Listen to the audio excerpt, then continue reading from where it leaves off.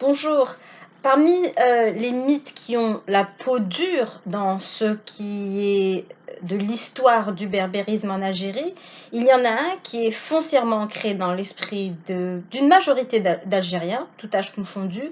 même au sein des militants berbéristes, en tout cas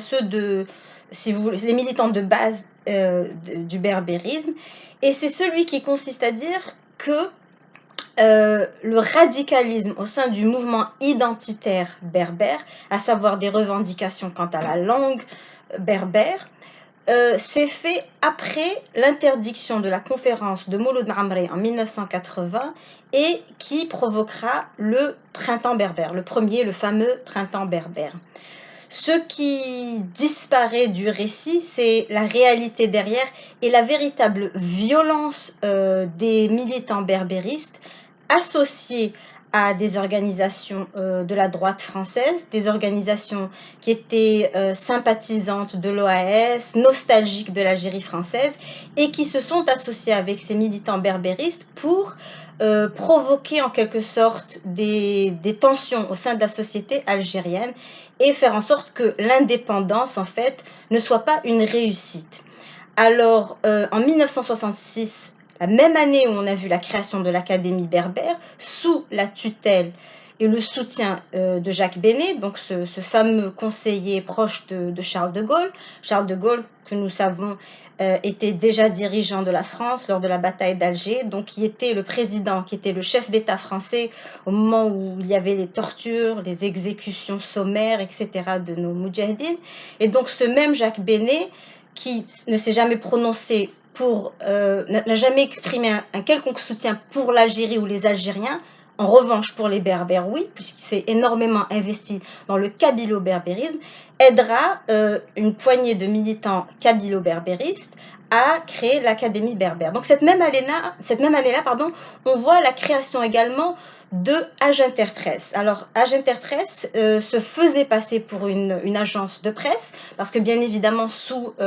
l'étiquette d'agence de presse, les gens peuvent voyager avec plus de facilité, etc. Et en particulier dans les années 60, où nous sommes dans un moment où on célèbre le journalisme, la liberté d'expression, etc. Donc les journalistes avaient une certaine aura toute particulière. Il n'y avait pas encore cette connaissance que nous avons aujourd'hui, à savoir que beaucoup de journaux, beaucoup de journalistes sont à la solde de grands groupes financiers. À l'époque, c'était d'ailleurs certainement beaucoup moins le cas. Et donc, sous cette étiquette-là, Aginterpresse pouvait agir un peu partout sans que l'on se penche réellement sur ses activités. Or, quelles étaient ces activités? Déjà, c'est une organisation qui a été fondée par un ancien de l'Algérie française, un sympathisant de l'OAS. C'était un homme de droite, un monarchiste d'ailleurs, qui était contre l'indépendance de l'Algérie et qui, avec d'autres militants, anciens combattants, ont voulu mener des opérations contre les anciennes plutôt colonies françaises, nouvellement indépendantes, mener des opérations de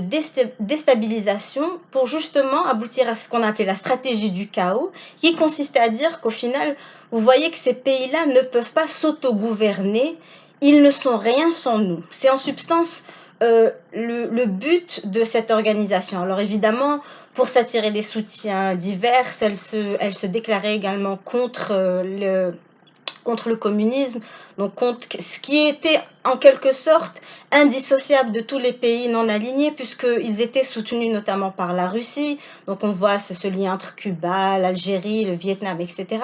Donc sous cette étiquette-là de lutter contre l'expansion du communisme, en fait, il s'agissait plutôt d'un programme de déstabilisation. Et en Algérie, ces programmes de déstabilisation,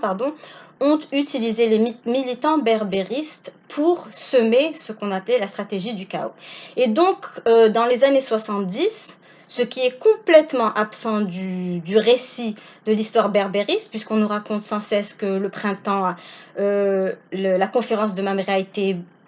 interdite sans la moindre raison, que le gouvernement était automatiquement hostile à tout ce qui était en rapport avec la culture berbère. Ce qui est faux, bien évidemment. Rappelons, pour ceux qui se souviennent, les plus âgés d'entre nous, ou même de toute façon c'est un fait indiscutable, le premier grand succès d'Idir a été d'abord chanté sur les ondes de, à l'époque je pense que c'était la RTA, et puis sur les ondes de, et la chaîne 1, chaîne 2 et chaîne 3. Chaîne 2, Alger Chaîne 2, qui est une station de radio qui émet exclusivement en langue kabyle. Donc pour ceux qui disent que le kabyle était interdit en Algérie durant les années boumediennes, il faudrait se poser la question qui payait les salaires de ces journalistes, puisque la chaîne 2 était donc une chaîne d'État. Et donc pour revenir à la violence des années 70, par le biais et par l'association avec ses membres d'Age Interpresse, il y a eu une série d'attentats, notamment celle des poseurs de bombes de 1976, qui consistait à mener des opérations terroristes, puisqu'il s'agissait de poser des bombes dans des lieux très largement peuplés et donc causer un dégât maximal, ce qui est le but même du terrorisme, parce qu'il ne s'agissait même pas d'assassinats ciblés, condamnables évidemment, mais ciblés reste une chose. Or, des bombes que l'on place dans des lieux publics visent à faire le plus important nombre de victimes. Et on voit encore une fois que c'est pour justement dénaturer le combat des militants algériens durant la bataille d'Alger, puisque on met leurs actions au même point d'égalité, comme s'ils luttaient contre la colonisation et avoir une position avoir une critique sur le gouvernement, sur votre propre gouvernement, pouvait être mise sur un même pied d'égalité. Donc on voit le côté perverse de ces Français qui manipulaient ces militants kabyles au point de les faire agir et de les faire commettre des crimes que peut-être leurs aînés même avaient commis contre la puissance coloniale, à juste titre, puisqu'il s'agissait d'une puissance étrangère, colonisante, qui a mené des opérations génocidaires pendant plus de 130 ans dans notre pays. Donc voilà, il s'agissait de plusieurs opérations, donc notamment par exemple l'affaire des poseurs de bombes de 1976, mais d'autres affaires encore, et qui soulignent non seulement le caractère violent des militants berbéristes, mais aussi le caractère raciste qui a été symptomatique, qui a caractérisé le mouvement berbériste très très tôt, puisqu'en 1974, on a également Al-Arba'a Nathiratan, donc Al-Arba'a Nathiratan qui est un fief de l'idéologie berbériste et qui consiste et donc dans cette ville-là, il y avait le festival des cerises qui a repris d'ailleurs ces dernières années, qui est un festival très important, célébré avec musique, poésie, etc. Et en 1974, on devait organiser un gala dans le stade municipal et à l'appel des militants berbéristes, il y a eu des manifestations pour s'opposer à la présence de chanteurs arabes.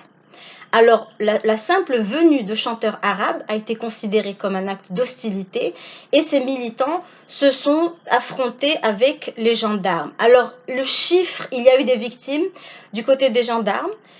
Selon Mohamed Arab Bessoud, qui est l'un des membres fondateurs de l'Académie berbère, il y a eu aussi des blessés du côté des militants. Les chiffres sont très difficiles à trouver sur cette question-là, étant donné qu'à l'époque, puisque l'indépendance était encore récente, Boumediene voulait maintenir un semblant d'unité et ne pas reconnaître aux yeux de l'opinion internationale et l'opinion française toute particulière que finalement il y avait des endroits où il y avait une fracture dans cette unité nationale qui avait pourtant caractérisé l'Algérie de 1954 jusqu'à 1962, justement quand la totalité des Algériens s'est soulevée pour combattre le colonialisme. Donc le récit c'était un peu un coup dur pour notre fierté nationale que d'admettre que finalement il y avait des poches en Algérie où non seulement on recourait aux mêmes actes qui ont été commis contre le colonisateur, mais qu'en plus cette fracture, cette unité nationale dont on était si fier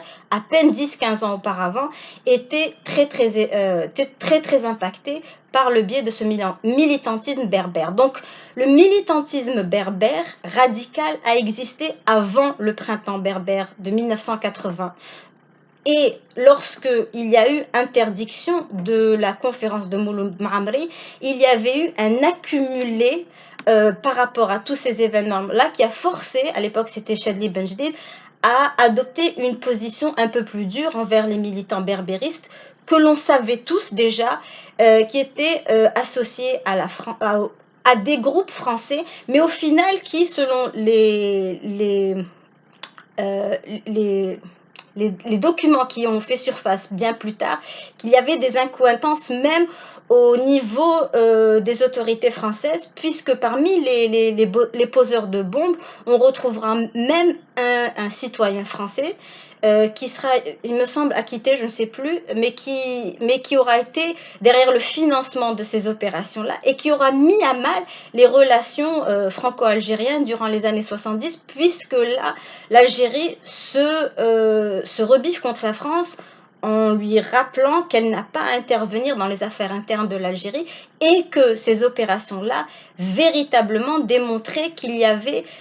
des opérations secrètes visant à déstabiliser l'Algérie. Donc pour revenir, le militantisme radical, violent berbère est très ancien, berbériste plutôt, est très ancien. Il est antérieur au printemps berbère de 1980 et la réaction dure des autorités algériennes par rapport à la conférence de Mouloud Maamri n'était pas une attaque frontale à l'encontre des berbéristes, mais plutôt une réaction à leurs actions violentes qui ont caractérisé la fin des années 60 et 70. Voilà, j'ai pensé que ce petit détail était, enfin petit détail non, mais il a toute son importance puisqu'il est constamment absent des récits où l'on nous présente un peu le réveil radical berbériste comme ayant été soudain et uniquement lié à l'interdiction de cette fameuse conférence de 1980, alors que justement il y a eu